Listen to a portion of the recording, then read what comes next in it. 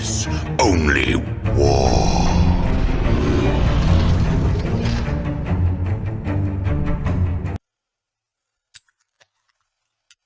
What is up, gents? 40k Dirtbags here.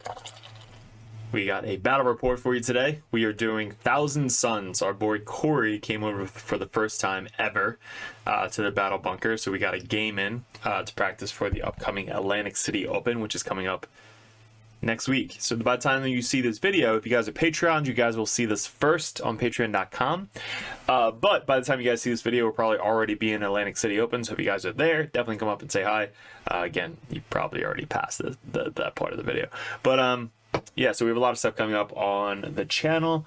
Chaos Cult versus Thousand Suns. We are testing out Abaddon with Chaos Cult. I'll tell you at the end what I think about him. And then Magnus with T-Suns, the standard T-Suns list, super good. They have like a 60% win ratio right now. So they are a very, very good, very strong list, an army to play and play against. So, what do we have coming up? We have Atlantic City Open next week. We have Lone Star Open in a couple weeks after that, which is in Texas. If you guys are out in Texas, make sure you come up and say hi to me. I have some Dirtbag limited edition dice for my Dirtbags. We have Nova coming up in August, which is in DC. That's always fun. We go out there every year for the team. And then Las Vegas Open is at the end of the season, which we will also be out in there. So me and Mike will be there at that and Lone Star Open. Then obviously with the merch, if you guys are interested, these widgets, super legit, clutch in every single game. They're super bright. We have orange and bright green. They break off into 3-inch, 2-inch, 1-inch, and they're used every single match. So if you guys don't have any widgets, these I would highly suggest getting. Any of the stickers, $3. The dollar dice, which are awesome, the Dirtbag dice. Then any of the models you need for the Phobos Librarian, the Lieutenant, the Kaldis Assassin, and Codiez, all great for Grey Knights. So if you're interested in that, head over to Discord. We're over 1,000 members on Discord, so we're going to have to start limiting that. So if you guys aren't a part of the Patreon page, make sure you guys join that so you guys have access to the Discord, which is probably one of the best Discords in 40k, I would have to say. So close to 10,000 subs by the time you watch this. Hopefully we're even closer. We're 500 away from 10,000 subscribers on this battle report channel, which is nuts. So thank you all my Patreons, all my subscribers, everybody that's supporting us for the past 3 years. Holy shit. And then Patreon, it's always good to have a coach in your corner. If you guys want a competitive coach to ask questions, ideas, tactics, it's always good to have just somebody to bounce ideas off of at any time. That's over on the Patreon page. And Grandmasters, if you guys are Grandmasters, we have a call once a month that we can go over specific stuff that you have, like an RTT or GT coming up. That's a one-on-one call with one of your coaches, and we get to play specific battles and missions and lists that you guys want to see played live over at the patreon.com. So besides all that, let's get into the video. We're going to go over the list first. Then we're going to go over picture by picture, turn by turn, what we did good, what we could improve, and the tactics, which is the whole point of this 30-minute battle report. So let's get into it. All right, so today we're testing out the cultist list with Abaddon. We're either testing out Abaddon or Lord of Skulls. I do not have a Lord of Skulls, so hopefully I can borrow one. We have Abaddon with 5 chosen. We have 3 units of Accursed. We have 2 units of Dark Communes. We have 1 Dark Apostle because he gives bring 3 guys back. Then one of these guys has +1 strength and +1 attack if I'm at below has strength. And then the other one has scout move 6. 3 units of Nurglings, 1 unit of Demonette Tax, like Corey said, 1 unit of Seekers, also with scout. Then we have the Chosen, 1 20-man brick of Cultists, 1, 2, 3, 4-man regular Cultists, and then 1, 2, 3, 10-man of the Traded Guardsman. And that's 2,000 points. All right, Corey, what do we got today? Cool. So we got Magnus the Red. Every good Thousand Suns player starts their list with Magnus. In terms of standalone characters, I got an Exalted Sorcerer on disc for slowing people down, Armon for doing a once per game ritual. I have a Thousand Suns Sorcerer in a Rhino here. This guy has the enhancement to do double casting Cabal rituals. I have 5 different Rubric squads, all kitted the exact same way. 3 of them have Infernal Masters attached. 1 has a Super Flamer, this guy here, for +1 strength, +1 damage. The other 2 are just bare bones. another exalted sorcerer, not exalted, but regular Thousand Sun sorcerer with the Umbrellific Crystal to do it once per game teleport, and then rounding it out with three sets of three sets of cultists, Witch Scout. That their function is to die and give me CP, and then this is the unit that's in the Rhino over here. So that's more or less the list. Nice. All right, guys, so those are the lists, and you guys can see to my right here, we got Corey doing tactical, and I am doing fixed. We are testing out for the tournaments coming up, and I think Ritual is one of the easiest, best ones to do fixed at, especially with this type of list. So there's a lot of mistakes that we definitely did, a lot of stuff that we can improve on, and we will definitely mention that throughout the video. So this is the setup. We have one objective in the center. If you guys are interested in this terrain, it's actually Rexar Lasers. They're sponsored on the channel. And if you guys want, the description's in the link below. Use the code Dirtbags, and you guys will get free shipping anything over $50. This whole terrain setup, I believe, is $99. Clutch. So definitely check them out. I would highly recommend bringing this terrain set everywhere you go to play. It's definitely good for Games Workshop standards. So one in the center, Ritual is changing. This is prior to the new thing that just came out. Pariah, I think that's what it's called. So this is prior to that. Obviously this is going to change, but this is practicing for ACO, which we will be playing this at ACO. This is definitely a good test. You start off, you have to make an objective wholly within or exactly 9 inches away from another objective, either the center or this one, and then 1 inch away from up to 1 inches away from one of your units doing the action, and then it's completed at the end of your turn if they completed that action. So you can make it, and it has to be in no man's land, 6 inches away, I believe, from another objective. So you can do a turn 1 in no man's land, either from this one or this one. You just have to kind of make it almost directly at somebody. So that's the terrain setup. We have the little octagon in the center, fight pit, and this is a deployment. So his deployment, he's got his scout move, cultists all the way up front, Magnus with the Rhino, and every character imaginable everywhere that he needs to be. The characters in T-Sans are just scary good. They all bring their own flamer, their own like magic mind bullets. It's really good. So we got the weird deployment. It's 22 inches up all the way to the corner. And for us, same thing, 22 inches up all the way to the corner. We have Abaddon in the back here so he doesn't die. We have everybody else kind of lined up here. These guys trying not to get shot through the little center here. So these guys are the guys that come back at D3. The scout move is the yellow guys. The guys with +1 strength are the red guys. The Seekers have the scout move, so they're up front where they either can go forward or come back. Then all the other cultists are just spread out in between. At the Demonettes, we're testing out starting them on the table.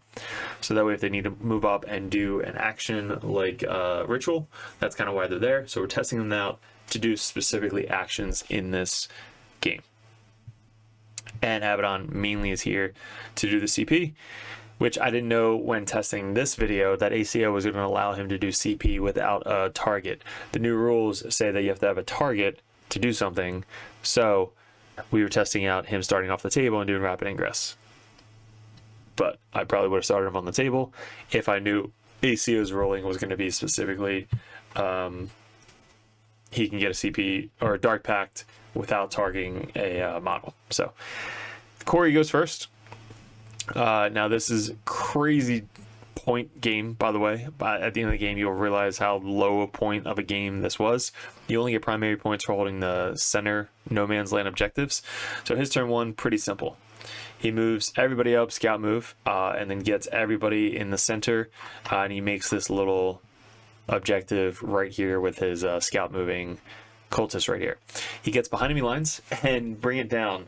Great missions turn 1 from me. So he gets a 0 on turn 1 for his secondaries. Our turn 1, we have cleanse and deploy teleport homers. So for our turn 1, we scout moved these guys up forward, which was a bad idea. They should not be this far forward. They probably should have scouted back or diagonal. That is my first mistake with this unit right here, not knowing the firepower of Thousand Suns. So Thousand Suns coming up and just blasting everything off the table is what they do, especially with the mortal wound output that they have from the mind bullets coming in. So Nurgling started over there. these guys behind the wall there. These guys scouted back like I should have done with the yellow unit. And then that was it. So his turn 1, he cripples this unit down to 1 guy and a character. And then what he does is he moves up the cultist and then gets the charge off onto these 2 guys and finishes off everybody but these 2 guys. So I think that this was after the charge. Yeah. So this was after the charge. Basically, this unit charges in trying to finish these guys off, kills 1 or 2 of them, not a lot. So all I've left are these 2 guys out of combat left in that unit after turn 1. So this is the blob that he brings in turn 1. This whole blob just basically moved over, got line of sight, and just blasted everything into this cursed cultist unit. So me losing this unit turn 1 without them doing anything was not good. Corey played really well because he kept these guys 7.1 inches away, meaning you get a minimum of 2 full rounds of shooting into this unit before they get into combat. Because if I roll a 6 for the Blood Boon Pact, I get to move up 6 inches, but then I'm still 1.1 inches away from the enemy unit, so I'm not in engagement range yet. So then he has a whole nother round of shooting before I then go again into combat. So play it smart this way by staying 7.7 inches away or further, right, for their Blood Boon attack. So that was one of the things that we learned later on. I went over this in the last video. I'm going to do a whole video specifically on this. But with the Blood Boon, I keep saying Blood Boon. I have to look up what the actual rule is. It's where if they die, they get to move up d6 inches towards the closest enemy unit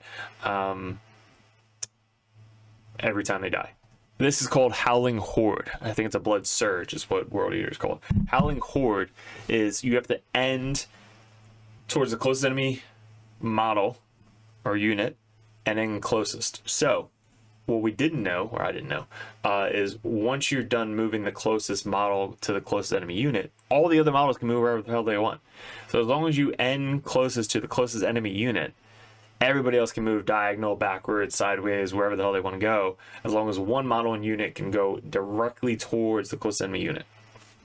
So for example, this right here, they could have all just went sideways or backwards, and then this one guy could have ended closer. Let's say I rolled like a 2. He could have just moved up 2 inches diagonal or directly towards this guy right there, end his move, and then everybody else just go sideways.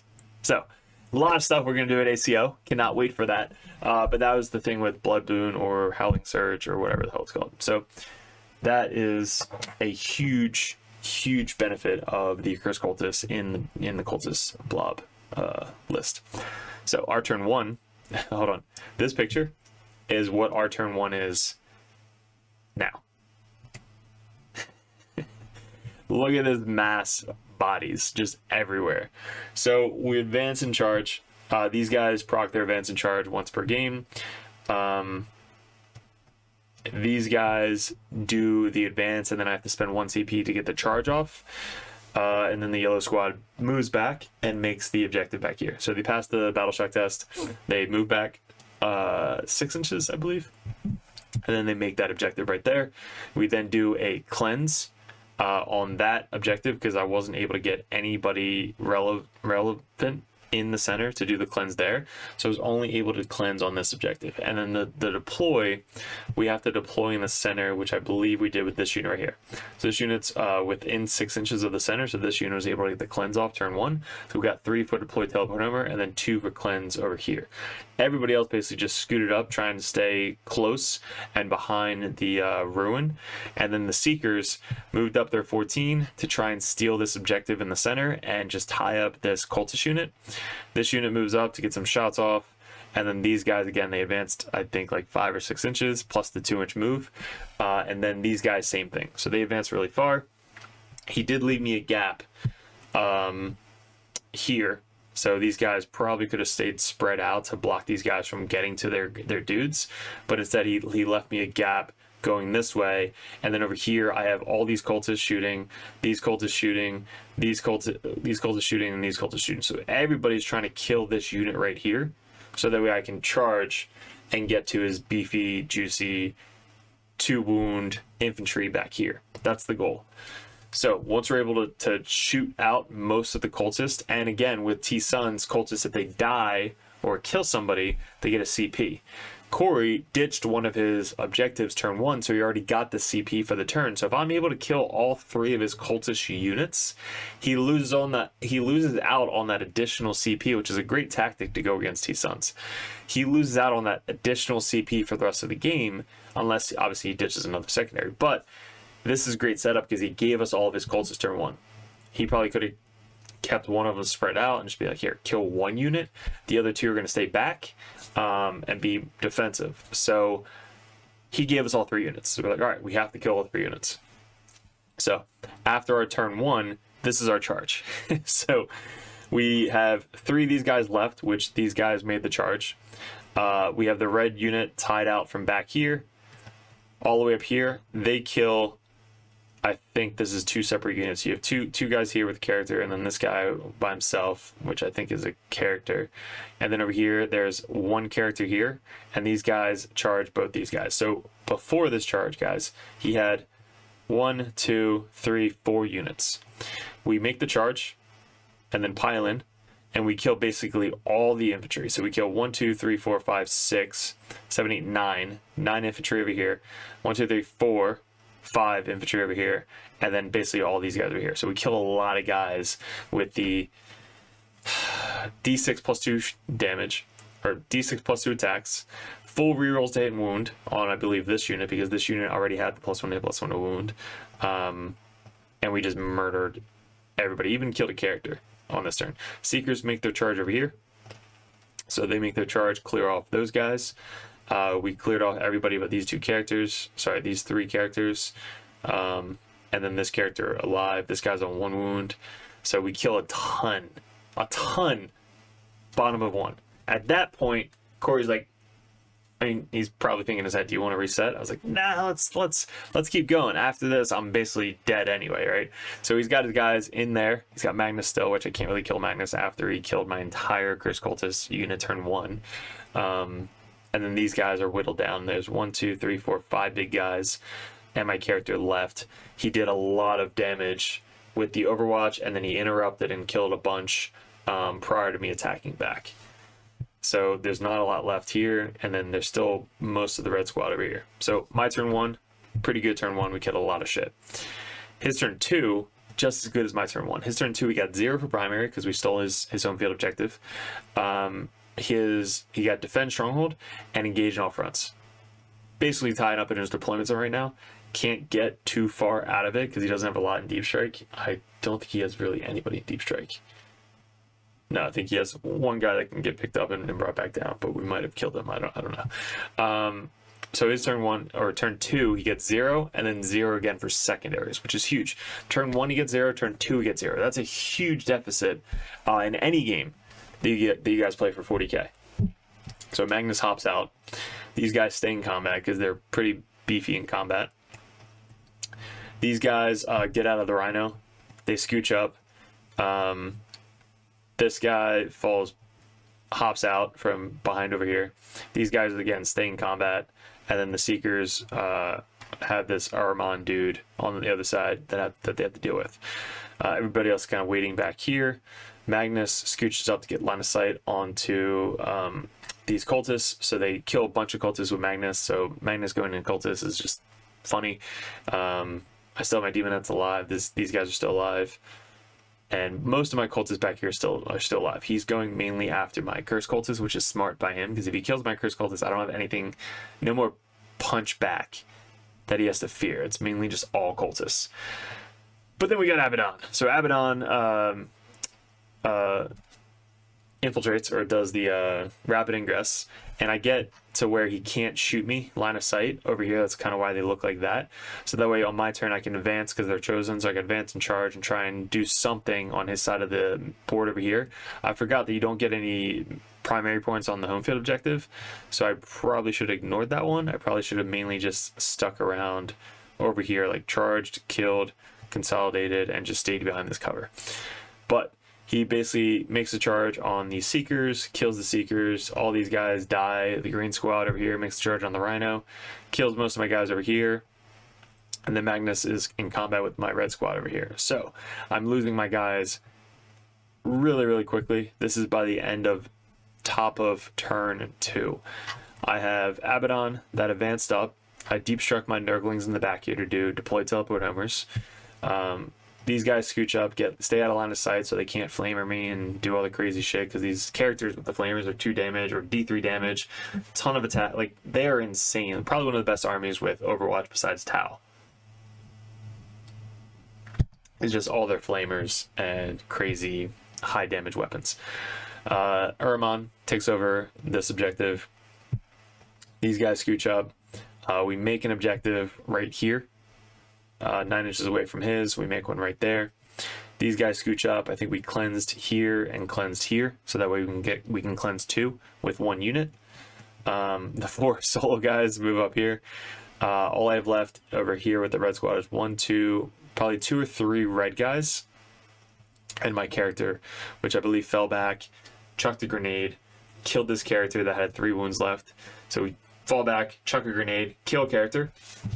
Which, by the way, if you don't know that you can fall back and throw a grenade, you can fall back and throw grenades. And basically everybody in my army has grenades, so you don't have to be eligible to shoot. You just have to be able to throw it before you shoot. So falling back and doing a grenade is one of the best tactics in the game. So doing that, we're basically ignoring Magnus at this time because I'm not killing him with cultists. So Nurglings hop up there to do deploy in this corner as well. So they can come down over there. I think the Nurglings came down here. This is a mistake.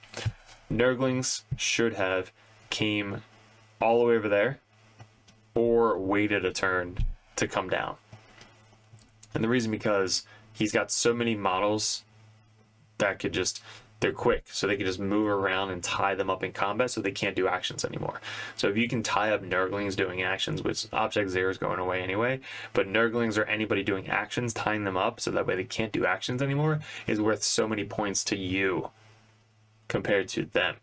Because once they get tied up, they're like, well, shit, my 30, 40 point unit that was made there to do actions is worthless. So Abaddon makes his charge. He kills Aramon with Abaddon. The other Chosen kill the other 2 guys. So we kill 1, 2, 3 characters with this unit. This guy's on 1 wound. He's got a character with this unit that got out of the Rhino prior, Magnus, and these 2 characters over here. These 2 characters live to the end of the game, which is fucking stupid. So our turn 2, we get 5 for primary because we held that one. We get 4 for cleanse because we cleansed on 2 objectives, 1 unit, and 4 for deploy. His turn 3, 0 for primary again because Abaddon controlled that objective. He forgot to make an objective the last turn, so he wasn't able to hold the center. So 0 guys turn 1, 2, and 3 on primary. Clutch in ritual. Overwhelming force he gets and cleanse. So he's able to cleanse I think on the center objective with the Rhino. So this is where he starts using the Rhino to the best I've seen a Rhino used. So Rhino moves up, cleanses the center. We got Abaddon and the cultists here. Magnus moves over to just melt Abaddon's unit. These guys finished off that unit prior, so they scooch up, and they have a bunch of flamers going into both these cultist units. These guys just get left alone, but they got Aramon to just do some, mortal wounds into them. Get Magnus going after them. We have the Nurglings here. Shit. We got the Nurglings there, and then we got the Nurglings still up top over there. Then the Demonettes, everything else is kind of chilling back here waiting. These Nurglings, I don't know why they came down here. Probably shouldn't have brought them down here. They probably should have stayed up for 1 more turn. That was also another mistake. Why the hell are Nurglings in the back here? Maybe to do cleanse, but they didn't have an opportunity to do cleanse. So his turn 3, he gets 5 for overwhelming force because he's able to basically kill and steal both these objectives. And then cleanse he did for 1 with the Rhino. So our turn 3, we get 10 because we held this one back here, and we held our one that we've been holding in our deployment zone, basically, or our side of the table. So it's 10. And then for cleanse, we do 4 because we can cleanse and cleanse. And then for deploy, we get 4 as well with our last squad up there. So either one of these could have cleansed. Now again, this blue unit, probably could have waited back to then save them for turn 4 or turn 5 cleanse or deploy, which I just messed up. So this unit over here was the one that got brought up and brought back down, this 2-man unit. And my dumbass was like, you know what? These Nurglings are going to walk up and go charge your amazing fighting and combat character unit. So they moved up, charged, and then they died. So they did absolutely nothing for me. Magnus did kill Abaddon. So Abaddon and the unit died to shooting. Wasn't even close. So Abaddon cannot survive with 5 chosen against T-Sun, Flamers, and Magnus. So try and remember that. There wasn't also another thing with this list, which you probably won't see Abaddon with this list anymore, but the 1 CP to negate a bunch of shots against damned units within 3 inches of you is key. So make sure that you keep Abaddon and his unit, or a big, thing within 3 inches of a damned unit, so that way you can sack off extra wounds to that damned unit. So that was my mistake with Abaddon's unit, is bringing me on turn 1, charging, killing something, but then dying. So his 400, 500 point unit really didn't make his points back, which is what we learned from this game. So my solo character moved up. I don't know what I was doing here. Honestly, I was like, all right, I'll charge him and steal the objective, but he's OPSEC 2, I'm OPSEC 1. So didn't steal that. I did tie him up though, so we'd have to fall back and do something. But we got 2-man unit here, making objective. All my character cultists back here just hopefully not dying enough, so that way I can do something. This 2-man unit over here is just murdering most of the stuff I have left in the backfield, so this unit's doing a lot of work. I think it's 1 character and then 2 regular flamer guys. And that is his turn 3. Turn 4, he gets 10 finally for primary, because he controls this one, and then he controls mine in my home field. So he gets 10 for primary. This is where he starts to turn it around. He gets assassinate, which is plenty of characters to choose from. You have this character by itself, you have that character, and then he killed the other guys. So Abaddon already died, but he's got this character to pick off. Then he's got this character in here if he wants to finish off this unit. So his turn 4, he moves up.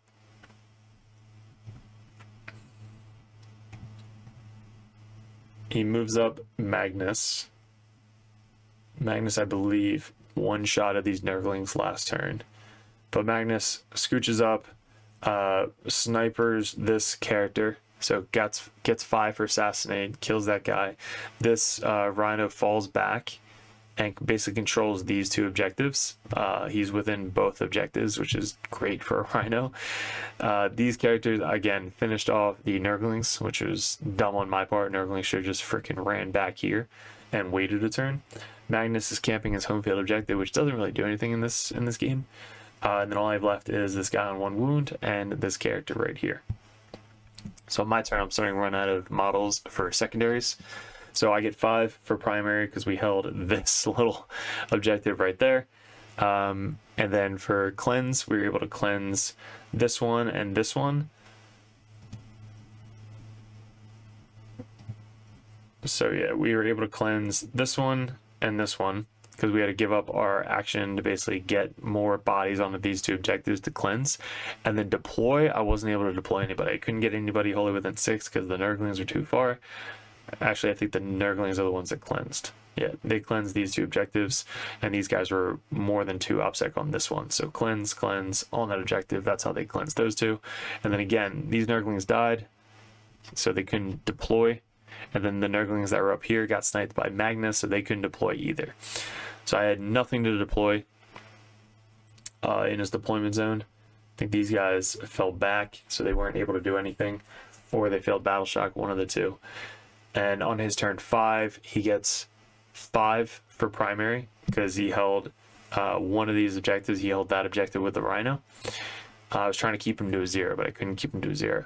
And then his turn 5, he gets extend, which is easy for him, and then no prisoners. So if you can kill more units, I think 2 units, I think he gets 5, and then or 3 units, he gets 5. So he kills basically all my cultists that were left in my backfield. This being sticky doesn't matter because I don't get any points for it, and then I have nothing left to hold these objectives in the center. So I've left as this Nurgle unit, which didn't do anything. That was dumb. He's got these 2 character units, so that guy and that guy. He's got the Rhino still. He's got this character and this leader right there. He's got Magnus still. And that's it. So all he has left is 1, 2, 3, 4, 5, 6 models left on the table. I have 1, 2, 3, 4, 5 models left on the table. But for me, on turn 5, I have 0 for primary and 0 for cleanse. Because again, I have nobody anywhere. I can't cleanse there. These guys can't cleanse there. Can't cleanse there. And then I can't deploy anywhere. So maybe they might have died. I think Magnus might have killed him. But this is the final score, guys. So this is the final board state, and this is the final score. So let me pull this up for you guys. So we got Corey with 53 and Derek with 55. So I had bottom of the turn, and even though I didn't get any points on turn 5, he wasn't able to get anything more than 53 to 55. So his turn 4 and 5, he got 20 and then 15. So 20 and 15, 35 out of his 53 points were from 2 turns, which is nuts. So if he would have got anything drawn for secondaries or like anything else on turn 1, 2, and even primary on turn 3, he would have won the game. So close game. Me and Corey coming down. We were practicing clock. We were practicing Abaddon to see if Abaddon was worth it in the list, and I think I just misplayed him. And then knowing that ACO can do a Dark Pact without having a unit selected is also something that I didn't know going into this game. But what we changed, his list is great. He's been doing really well. He was a part of my team for the team tournament, which we won. He actually 20-0'd a lot of the matchups. But what we changed about our list is we took Abaddon out. We kept the demons and demonettes, or the seekers and the demonettes. We added Bile. We added a Rhino, thanks to Doug, and then we added Dark Apostle, which I think was in this list. So Dark Apostle is in the same. 2 ACDCs are the same, and then we just added more cultists. So we have 120 cultists. We have 80 regular cultists, 2 20-man blobs, and then we have 40 Trader Guardsmen. And then we have Cypher as well. I think I took Cypher out. So we put Cypher back in. Cypher, Bile, 3 2 Dark Communes, and then a Dark Apostle. So we have 5 characters in our list for Sites of Power, for missions, all that stuff. And then we have 120 regular cultists, or 120 cultists with Traded Guardsmen. And then we have 3 Accursed Cultist units with a bunch of demons allied in. So a lot of bodies. That was the biggest change that we had, and I think that's the one we're going to be submitting for ACO. So if we do well, hey, we did really well with a really handicapped list. If we don't do well, hey, it's a handicap list. It's fine. So that's kind of was my mindset. If we do well, we get recognized, across Dirtbag Nation. If we don't do well, hey, look at this guy who brought Chaos Cultist and did pretty well at an 8-game GT over the weekend. So again, for T-Suns, great opponent, great list, brutal game. A lot of stuff that we would have changed differently. But hopefully you guys learned that with the ritual that you should be planning ahead on where you're going to be putting the objectives, because this objective probably didn't have to be there. I probably could have made this one over here and just kind of camped out in that corner, or made this one up there and camp out up there behind the wall. So there's a lot of different places I could have made them instead of making one here and then making one here. I was running on clock, so I was trying to think really quickly, and that was the first mindset. I was like, all right, I'll just make one right here. But I probably should have played a lot more defensively and put one over there, like right there, and then one 6 inches away or 9 inches away over there. So I probably could have had 2 on the other side of this building and just camped my guys there for the rest of the game. Instead, I was like, I'll put one in the open. Oh, I'll put another one in the open. Oh, I'll put another one in the open. So, and I misplayed the demon, the Nurglings a lot. This Nurgling should not have been there. Probably should have came down up there again, or another one back there. So, and I charged these guys for no frickin' reason. So, misplayed the demon, the Nurglings, and the demonettes. I mean, they did some action. They held some secondary and some primary. Seekers did great. I didn't go first, so I didn't really have a ton to do.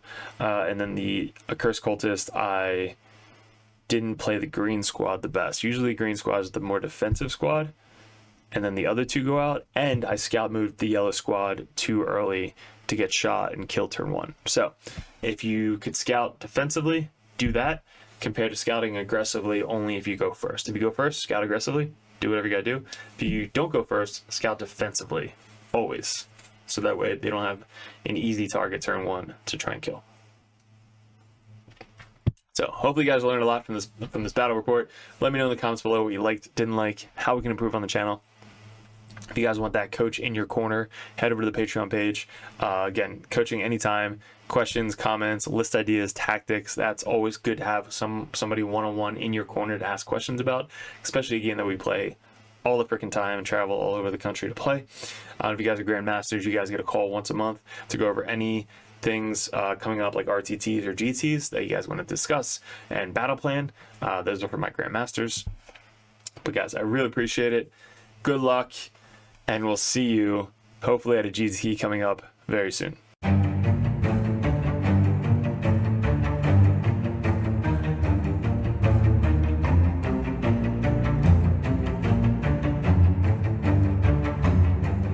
What's up, gents? 40k Dirtbags here. If you guys are thinking about joining the Patreon page, we're going to go over each tier and how it's going to benefit you and what you're looking for specifically to get out of 40k in 10th edition coming up. There's a lot of stuff to go over. There's a lot of tactical videos up on the channel, which is for free. There's going to be a bunch of perks that you get specifically for being a part of the Dirtbag Nation Patreon page. So first off, we have the first tier, which is $1 a month. You guys get first access to the videos over at patreon.com. You also get access to the Discord, which is specifically a private link in the Discord that only Patreon members can see. So you guys will have first access to that. Also a benefit is Patreons over the Dirtbag Nation get live streamed games on patreon.com streamed from YouTube, but there's only links specifically for the patreons.com. So not only do you get first access to these videos, you also get to see live stream games specifically only on patreon.com. The next tier is the Justicar. You guys get a shout out on every single video on YouTube. You also get to support us a little bit more. You get first dibs at voting on Discord, as well as you just kind of say, hey, I just want to be a Justicar Dirtbag and support you guys a little bit more than that $1 a month tier. But you get all the same access as well as the different color over on the Discord. So the third tier is the competitive Dirtbag. This tier, you get a lot more one-on-one coaching. This is a lot of the Dirtbags over on the Dirtbag Nation. They are able to send out messages one-on-one, go over list ideas, tactics, anything you guys want to talk about. When I was getting into 40k, or really any game in general, I always wanted to message the top players in the meta and just ask them questions. This $10 a month tier gets you that opportunity to message us one-on-one on Discord, so that way we can actually coach you, give you our insights, suggestions, and that's going to get you better at the 40k 10th edition as a whole. So that tier alone, just $10 a month to have one-on-one coaching, one-on-one messages anytime throughout the month, that's going to be a perfect tier for you guys. Even if you're brand new to the game, we go over 1,000 point list, 1,500 point list, 2,000 point brand new starting list, team list, anything you guys need. That's what the competitive Dirtbag tier is for. Also, you get a little bit red number name tag on Discord, so people know that you're really serious about getting into the competitive scene.